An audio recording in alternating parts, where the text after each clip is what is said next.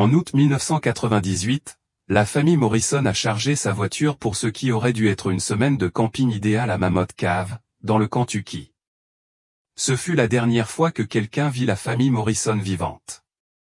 20 ans plus tard, un géomètre utilisant un drone pour cartographier une forêt isolée de l'est du Kentucky fit une découverte qui allait tout changer. Au cœur des bois, caché sous des décennies de végétation luxuriante, se trouvait un gouffre gigantesque.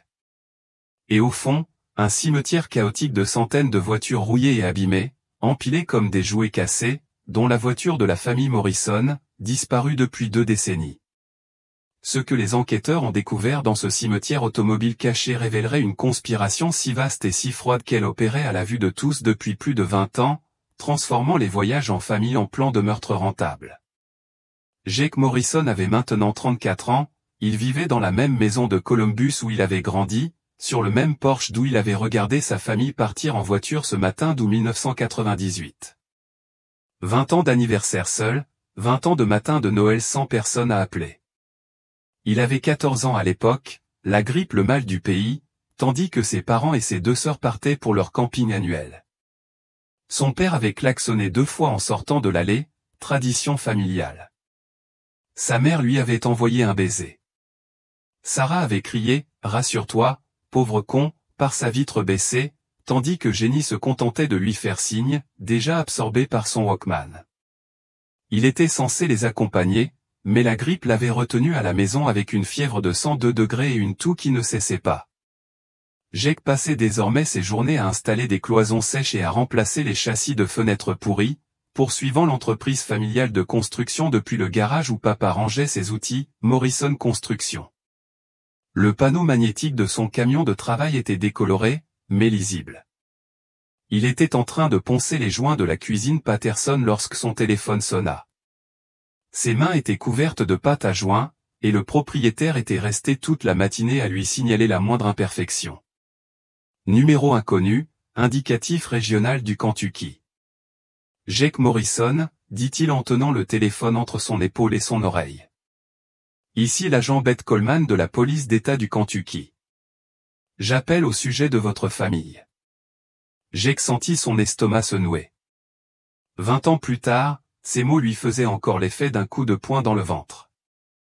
Il posa son couteau à mastic et sortit sur le porche de sa cliente. La Patterson pouvait attendre. Et eux, demanda-t-il d'une voix prudente et plate.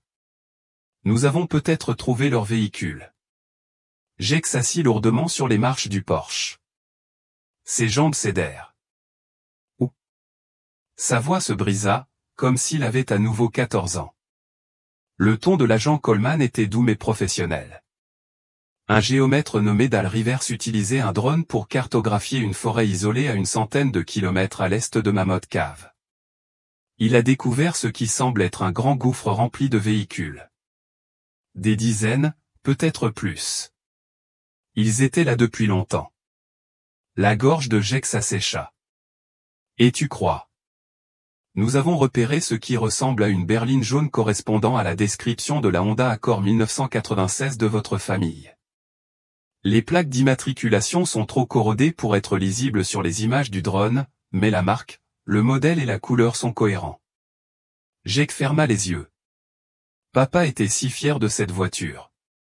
À peine utilisée, avait-il dit quand il l'avait achetée chez Brennan S. Auto Sales.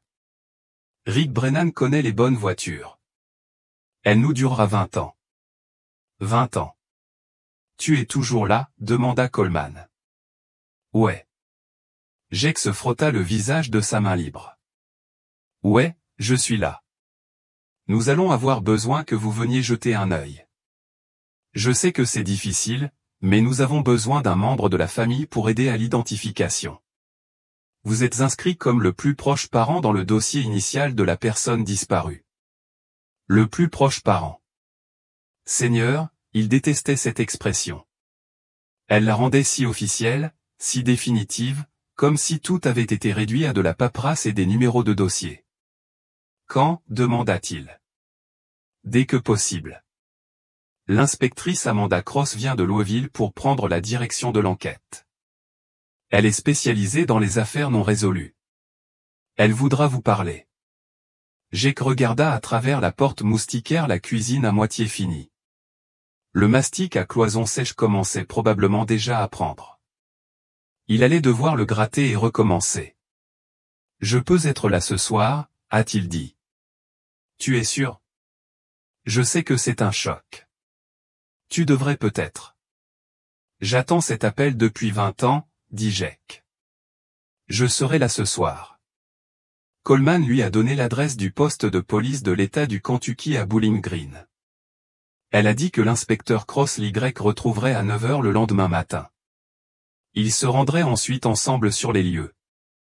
Après avoir raccroché, Jake resta longtemps assis sur le porche, à contempler son camion de travail garé dans l'allée.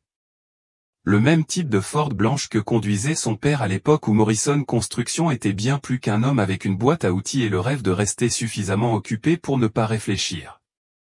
Il appela la dame Patterson et lui expliqua qu'il avait une urgence familiale et qu'il finirait sa cuisine à son retour. Elle n'était pas contente, mais Jake s'en fichait.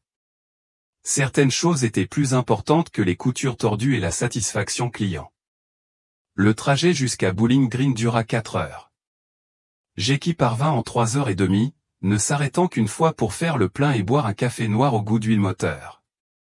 Il s'installa dans un motel qui sentait la cigarette et le nettoyant industriel pour moquette. Mais il ne dormit pas. Au lieu de cela, il s'assit sur le couvre-lit rugueux et sortit son téléphone. Dans son application photo, enfouie dans un dossier qu'il ouvrait rarement, se trouvaient les photos. Maman et papa le jour de leur mariage, tous deux si jeunes et si brillants. Sarah dans sa robe de bal, se plaignant que Jake la gênait en prenant des photos. Jenny, à qui il manquait 2 dents de devant, souriait à l'objectif tout en brandissant un dessin de leur famille. 5 bonhommes allumettes se tenant la main devant une maison à la cheminée tordue.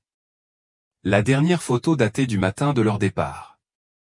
Papa chargeait la glacière dans le coffre.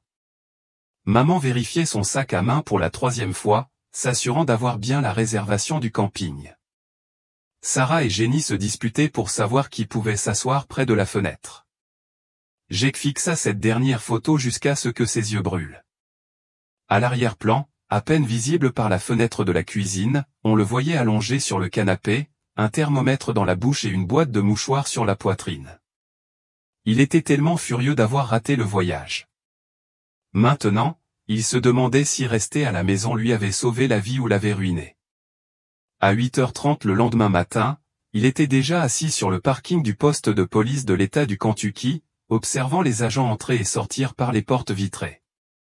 Ses mains tremblaient tandis qu'il buvait un café de station-service, encore pire que celui de la veille. À 9 h précises, une femme vêtue d'un blazer gris et d'un jean foncé sortit du bâtiment et se dirigea droit vers son camion. Elle avait les cheveux bruns courts et le regard fixe qui, après avoir trop vu, ne l'oubliait pas. Jake a baissé sa fenêtre. « Jake Morrison » demanda-t-elle. Il hocha la tête. « Inspectrice Amanda Cross. Je suis désolé que nous nous rencontrions dans ces circonstances. » Elle avait une poignée de main ferme et une voix à la fois professionnelle et bienveillante. Jake l'apprécia immédiatement. L'officier Coleman a dit, « Vous êtes spécialisé dans les affaires non résolues. » Il dit, « 23 ans dans la police. Les 8 dernières années consacrées exclusivement à des cas comme le vôtre. » Elle jeta un coup d'œil au dossier qu'elle tenait dans l'autre main. Des familles qui méritent des réponses, même si ce ne sont pas celles que nous souhaitons entendre. Jake sortit de son camion et la suivit jusqu'à une berline banalisée. L'air du matin était vif et pur, rien à voir avec la chaleur humide de l'été dont il se souvenait il y a 20 ans. « Avant de nous rendre sur place, » dit l'inspecteur Cross en bouclant leur ceinture, « je veux que vous sachiez dans quoi nous nous engageons. Ce n'est pas qu'un accident de voiture, Jake. Ce que Dal Rivers a découvert, c'est tout autre chose. » L'estomac de Jake se serra. « Que veux-tu dire ? » Le gouffre est immense. Il mesure environ 18 mètres de large et 12 mètres de profondeur, et il est rempli de voitures. Pas seulement la voiture de votre famille. Des dizaines, peut-être plus. De toutes marques et de tout modèle, toutes datant apparemment des années 1990 et du début des années 2000. Elles ont été disposées, empilée et positionnée avec soin pour optimiser l'espace. Jake la fixa du regard. Arrangée par qui? C'est ce qu'on va découvrir. L'inspecteur Cross démarra. Quelqu'un utilise cet endroit comme dépotoir depuis très longtemps, et la voiture de votre famille n'est qu'une pièce d'un puzzle bien plus vaste. Alors qu'il traversait les collines sinueuses du Kentucky en direction de la forêt reculée où Dale Rivers avait fait sa découverte, Jake ressentit quelque chose qu'il n'avait pas ressenti depuis 20 ans. Pas vraiment de l'espoir. L'espoir était trop fragile, trop dangereux. Mais pour la première fois depuis ce matin d'août 1998, il sentit qu'il pourrait enfin obtenir des réponses. Même si ce n'était pas celle qu'il désirait entendre. La route forestière n'était guère plus que 2 traces de pneus traversant la dense forêt du Kentucky. La berline du détective Cross rebondissait sur les ornières et les racines exposées tandis qu'il s'enfonçait dans un terrain qui semblait n'avoir vu aucun passage humain depuis des décennies. Comment Dale Rivers a-t-il pu trouver cet endroit? Demanda Jake en serrant la poignée de la porte alors qu'il heurtait un autre nid de poule. Un pur hasard, dit Cross en contournant une branche tombée. Il effectuait un levé topographique pour une entreprise forestière. Il voulait évaluer la valeur du bois avant de faire une offre. Son drone effectuait un quadrillage lorsqu'il a détecté l'anomalie. Jake regardait par la fenêtre du passager l'épaisse verrière au-dessus de sa tête. La lumière du soleil filtrait par endroits, créant un jeu d'ombre et de lumière qui donnait à l'ensemble un aspect onirique et irréel. Jusqu'où remonte cette route? Encore environ 1 mile, puis nous marcherons. Ils roulèrent en silence pendant plusieurs minutes. Les paumes de Jake étaient moites, malgré l'air frais du matin qui entrait par les bouches d'aération. 20 ans d'interrogation, et il allait enfin voir où l'histoire de sa famille s'arrêtait, ou peut-être où elle avait vraiment commencé. La berline prit un virage et Jake aperçut des véhicules devant lui, plusieurs voitures de la police d'État du Kentucky, un fourgon de police scientifique et un pick-up cabossé qui appartenait probablement à Dale Rivers. Du ruban adhésif était tendu entre les arbres, créant un périmètre autour de ce qui ressemblait à une clairière naturelle. Cross se gara derrière le fourgon de la police scientifique et coupa le moteur. Avant d'aller plus loin, je tiens à ce que vous compreniez une chose. Ce que vous allez voir va être bouleversant. Nous parlons de centaines de véhicules couvrant plus de 2 décennies. Certains sont tellement rouillés et détériorés qu'ils sont à peine reconnaissables. Jake hocha la tête, ne faisant pas confiance à sa voix. Si vous devez vous arrêter à un moment donné, si vous avez besoin de reculer, dites-le simplement. Il n'y a aucune honte à cela. Ils sortirent de la berline et Cross le conduisit vers un groupe d'agents postés au bord de la clairière. Jake entendait des voix, le grésillement des radios de la police, le bourdonnement lointain des générateurs alimentant le matériel de police scientifique. Mais ce qu'il entendait le plus clairement, c'était son propre rythme cardiaque qui résonnait à ses oreilles comme un tambour. Un homme de grande taille, vêtu d'une salopette et d'une casquette de baseball, s'approcha d'eux. Il avait l'air d'uriner, celui qui passe ses journées dehors, et ses mains étaient tachées de terre. « Tu dois être un membre de la famille, dit-il à Jake. Dale Rivers. Je suis vraiment désolé pour toute cette situation. Jake lui serra la main. Tu les as trouvés. Rivers hocha la tête, l'air sombre. Je fais des relevés topographiques depuis 15 ans. Je n'ai jamais rien vu de tel que ce trou. Cross fit un geste vers la limite des arbres. Montre-nous. Ils traversèrent la forêt sur environ 200 mètres, suivant un sentier balisé à la bombe de peinture orange sur des troncs d'arbres. Le bruit des générateurs s'amplifia et Jake commença à sentir une odeur chimique, probablement celle des conservateurs utilisés par l'équipe médico-légale. Puis ils atteignirent une petite crête, et Jake la vit. Le gouffre était énorme, une plaie béante dans la terre qui semblait avoir été creusée par une main massive. Des projecteurs portatifs avaient été installés tout autour, illuminant les profondeurs. Et dans ces profondeurs, tel un jardin métallique tordu, se trouvaient les voitures. Des dizaines, peut-être plus, empilées, superposées, coincées dans chaque espace disponible. Berlines, pick-up et monospace, tous réduits à l'état de squelettes rongés par la rouille. Certains étaient si détériorés qu'il ne restait que leurs formes élémentaires. d'autres semblaient n'être restés là que quelques années. Les genoux de Jake s'affaiblirent. Il s'agrippa à un arbre proche pour se soutenir. « Jésus, murmura-t-il. La Honda jaune est au fond, dit doucement Cross, à mi-chemin, tu veux t'approcher ? Jake se força à hocher la tête. Ils longèrent le bord du gouffre jusqu'à ce que Cross s'arrête et le désigne du doigt. C'était là. Même après 20 ans, même couvert de rouille et de décomposition, Jake le reconnut immédiatement. La forme caractéristique de la lunette arrière. La légère bosse sur la portière passager, que papa avait trouvée dans un caddie à l'épicerie.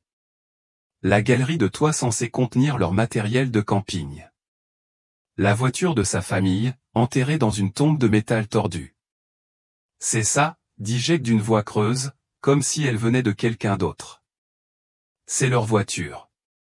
Cross nota une note dans son carnet, nous aurons besoin que vous procédiez à une identification formelle dès que nous pourrons l'extraire, mais cela nous aidera à le confirmer. Jake regarda dans le gouffre, essayant de comprendre ce qu'il voyait.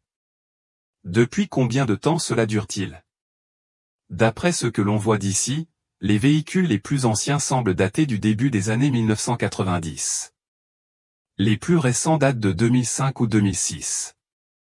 15 ans. Jake, dit-il, quelqu'un a abandonné des voitures ici pendant 15 ans. Dal Rivers s'approcha d'eux. Ce n'est même pas le plus étrange. Vous voyez comment ils sont disposés là-bas ? Ce n'est pas aléatoire. Quelqu'un a pris le temps de les positionner pour optimiser l'espace. Ce n'était pas juste un dépotoir. C'était organisé. Jake observa plus attentivement le motif ci-dessous. Rivers avait raison. Les voitures n'avaient pas été jetées au hasard dans le trou. Elles avaient été soigneusement empilées et positionnées. Les petits véhicules étaient rangés dans les interstices entre les plus grands. On aurait dit un puzzle en 3 dimensions. Qui ferait une chose pareille, demanda Jake. Quelqu'un ayant accès à de l'équipement lourd, a déclaré Cross. Et quelqu'un qui savait que cet endroit ne serait pas dérangé. Il s'agit d'un terrain privé appartenant à une entreprise forestière basée à Nashville. Ils n'ont pas exploité cette section depuis plus de 30 ans. Une technicienne en médecine légale en combinaison blanche s'approcha d'eux. Elle était jeune, peut-être la trentaine, avec des cheveux noirs courts tirés en arrière sous une casquette. Détective Cross, nous avons quelque chose que vous devez voir. Cross regarda Jake. Tu peux continuer ?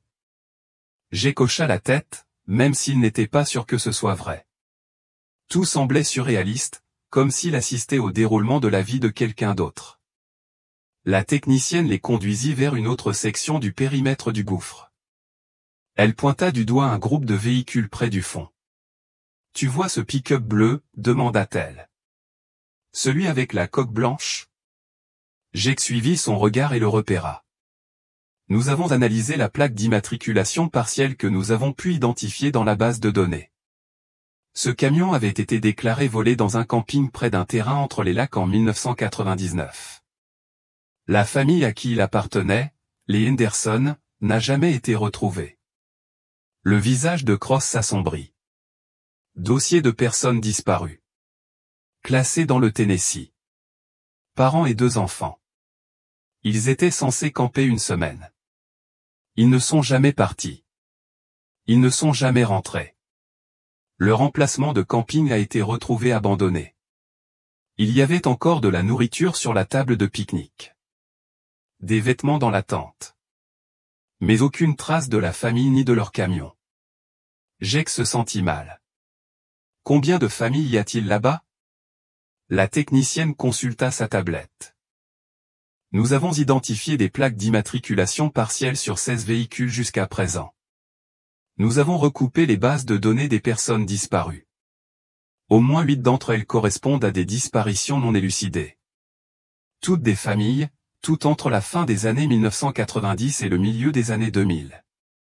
Ils commencèrent à prendre conscience de l'ampleur de ce qui les attendait. Il ne s'agissait pas seulement de sa famille. Il s'agissait de dizaines de familles, toutes disparues sans laisser de traces. Tout avait fini dans ce cimetière caché au cœur des bois du Kentucky. Il faut qu'on y aille, dit Cross. Je veux voir cette Honda de près. La descente dans le gouffre nécessitait du matériel de rappel et des harnais. Jake observait d'en haut Cross et 2 techniciens de la police scientifique descendre dans la fosse, leurs lampes frontales créant des flaques de lumière qui se déplaçaient comme des lucioles parmi les carcasses rouillées. De son poste d'observation sur le bord, Jake pouvait voir Cross se frayer un chemin prudemment à travers le dédale de véhicules vers la voiture familiale. Elle avançait lentement, prenant des photos, des notes, informant occasionnellement l'équipe située au-dessus. Arrivée à la Honda jaune, elle passa près de 20 minutes à l'examiner sous tous les angles. Jake la regarda regarder par les vitres, faire le tour du périmètre, et finalement l'appeler. « Jake, j'ai besoin que tu vois quelque chose. Peux-tu descendre ?» L'idée d'entrer dans ce cimetière mécanique retournait l'estomac de Jake, mais il était arrivé jusqu'ici. Il ne pouvait plus s'arrêter. L'équipe médico-légale lui a équipé d'un harnais et lui a montré comment utiliser le dispositif de rappel. La descente lui a semblé interminable, le plongeant au cœur de 20 ans de secrets et de mensonges, jusqu'à ce que ses bottes touchent le sol irrégulier de métal et de rouille. De près, le gouffre était encore plus inquiétant. Les voitures se dressaient au-dessus de nos têtes telles des sculptures tordues, projetant d'étranges ombres dans la lumière artificielle. L'air sentait la rouille et la décomposition, et quelque chose d'autre, quelque chose d'organique et de pourri que Jake refusait d'identifier. Cross l'attendait à côté de la Honda. Son expression était sombre. « Regardez ça », dit-elle en désignant la lunette arrière de la voiture. Jake s'approcha prudemment, enjambant le métal tordu et le verre brisé. Lorsqu'il fut suffisamment près pour voir ce qu'elle désignait, son sang se glaça. Gravé dans le verre, à peine visible mais bien là, des lettres. Des inscriptions grossières et désespérées, comme si elles avaient été faites avec un objet pointu, peut-être une clé ou un bijou. Elles formaient 2 mots, à l'aide. Jake tituba en arrière, la vue troublée. Après 20 ans à se demander ce qui était arrivé à sa famille, il avait enfin la réponse. Ils n'étaient pas morts dans un accident. Ils avaient été enlevés, et ils avaient vécu assez longtemps pour le savoir. Jake ne pouvait détacher ses yeux de ces 2 mots gravés sur le verre. À l'aide. Les lettres étaient inégales, désespérées, gravées par quelqu'un qui savait qu'il manquait de temps. « Qui a écrit ça ?» demanda-t-il, même si sa voix n'était qu'un murmure. Le détective Cross a fait passer sa lampe de poche sur la lunette arrière, illuminant chaque rayure. Difficile à dire avec certitude. Ça pourrait être n'importe lequel d'entre eux. Les marques semblent suffisamment récentes pour qu'elles aient probablement été faites peu de temps avant ce qui leur est arrivé. Jake appuya sa paume contre le métal froid du coffre. À travers la rouille et la décomposition, il distinguait encore les contours décolorés d'un autocollant familial que sa mère avait collé là. 2 parents et 3 enfants se tenant la main. Elle l'avait acheté sur une aire de repos quelque part. Elle disait que ça donnait à la voiture un air plus convivial. Maintenant, on aurait dit une pierre tombale. « Il faut qu'on entre », dit Cross. On vérifie l'intérieur. La portière du conducteur a été partiellement écrasée par le poids des voitures au-dessus, mais elle s'est ouverte avec un grincement de métal protestataire. Cross braqua sa lampe torche dans l'habitacle tandis que Jake regardait par-dessus son épaule. Les sièges avant étaient toujours là, même si le tissu avait pourri et que des rongeurs avaient fait leur nid dans le rembourrage. Le tableau de bord était intact, mais déformé par l'humidité et le temps. Et là, coincé entre le siège passager et la console centrale, se trouvait quelque chose qui fit s'arrêter le cœur de Jake, un petit élastique violet, le genre que Jenny portait pour garder sa frange hors de ses yeux. « C'est à elle », dit Jake. Sa gorge était irritée. « C'est à Jenny. » Cross a soigneusement extrait l'élastique à cheveux avec une pince à épiler et l'a déposé dans un sac de preuves. « Nous allons le tester pour l'ADN, mais si vous êtes certain, j'en suis certain. » Jake se souvenait avoir acheté un paquet de ces mêmes élastiques à cheveux à la pharmacie, car Jenny avait perdu les siens à l'école et avait pleuré pendant 1 heure. Elle était si méticuleuse avec ses cheveux, les triturant toujours devant le miroir avant de les mettre en route. Ils s'installèrent sur la banquette arrière. Une preuve supplémentaire de la présence de sa famille. Une brique de jus froissé que Sarah avait probablement bu. Un livre de poche qui ressemblait à un roman d'amour de sa mère. Et quelque chose qui serra la poitrine de Jake de chagrin, un petit éléphant en peluche, gris et usé par des années de câlins. Le doudou de Jenny, celui qu'elle avait depuis l'âge de 3 ans et sans lequel elle ne pouvait dormir. Elle ne l'aurait jamais laissé derrière elle de son plein gré. Jake a dit que s'ils étaient sortis de la voiture tout seuls, elle l'aurait emporté avec elle. Cross attrapa l'éléphant avec précaution. Que pouvez-vous me dire d'autre sur les habitudes de votre famille, leur routine? Quelque chose qui pourrait nous aider à comprendre comment ils sont arrivés ici? Jake repensa à ce dernier matin, essayant de se souvenir de chaque détail. Papa était méthodique en tout. Il aurait planifié leur itinéraire, vérifié qu'ils avaient assez d'essence, consulté la météo. Il n'était pas du genre à faire des détours au hasard ni à prendre des autostoppeurs. Et leur destination? Tu as dit qu'ils allaient à Mammoth Cave. Oui, ils avaient réservé un camping. Le camping de Green River. Je crois qu'ils y allaient tous les étés depuis que je suis petite. Même camping, même emplacement s'ils pouvaient en trouver un. Papa disait que c'était une tradition. Cross prenait des notes dans son carnet.